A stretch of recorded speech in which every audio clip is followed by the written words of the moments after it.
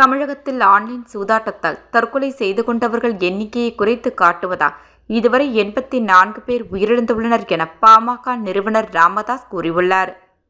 தமிழகத்தில் 2019ஆம் ஆண்டு முதல் 2024ஆம் ஆண்டு வரை ஆன்லைன் சூதாட்டத்தில் பணத்தை இழந்த 47 பேர் மட்டும்தான் தற்கொலை செய்து கொண்டிருப்பதாக சென்னை உயர்நீதிமன்றத்தில் தமிழக அரசு தெரிவித்திருக்கிறது. 2019ஆம் ஆண்டில் தொடங்கி இன்று வரை குறைந்தது 84 பேர் ஆன்லைன் சூதாட்டத்தால் உயிரிழந்த நிலையில் அவர்களின் எண்ணிக்கையை கிட்டத்தட்ட பாதியாக குறைத்து காட்ட தமிழக அரசு முயல்வது கண்டிக்கத்தக்கது. தமிழ்நாட்டில் 2014ஆம் ஆண்டிலேயே ஆன்லைன் சூதாட்டம் நுழைய தொடங்கியது. ஆன்லைன் சூதாட்டத்தில் பணத்தை இழந்ததால் முதல் தற்கொலை கடந்த 2016ஆம் ஆண்டில் நிகழ்ந்தது.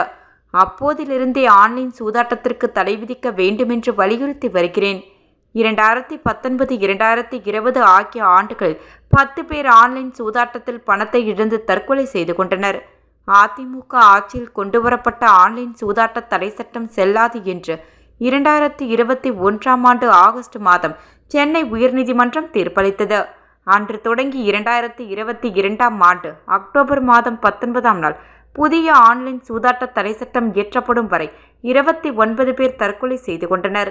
அந்த சட்டத்தை கவர்னர் திருப்பி அனுப்பியதைத் தொடர்ந்து அதே சட்டம் 2023ஆம் ஆண்டு மார்ச் 23ஆம் தேதி மீண்டும் இயற்றப்பட்ட போது ஆன்லைன் சூதாட்டத்தில் பணத்தை இழந்து தற்கொலை செய்து கொண்டவர்களின் எண்ணிக்கை 47ஆக உயர்ந்திருக்கிறது.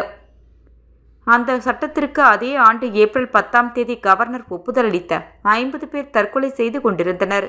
திமுக ஆட்சியில் இயற்றப்பட்ட ஆன்லைன் சூதாட்ட தடை சட்டம் செல்லாது என 2023ஆம் ஆண்டு நவம்பர் 9ஆம் தேதி சென்னை உயர்நீதிமன்றம் தீர்ப்பளித்த பிறகு இதுவரை 24 பேர் தற்கொலை செய்து கொண்டுள்ளனர்.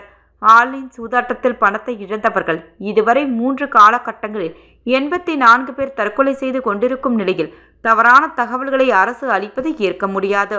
இந்த விவகாரத்தில் தவறான தகவல்களை தெரிவிப்பதை விடுத்து உச்சநீதிமன்றத்தில் நிலுவையில் உள்ள வழக்கை விரைவாக விசாரணைக்கு கொண்டு வந்து ஆன்லைன் சூதாட்டத்திற்கு தடை பெறுவதற்கு நடவடிக்கை எடுக்க வேண்டும். இவ்வாறு ராமதாஸ் கூறியுள்ளார்.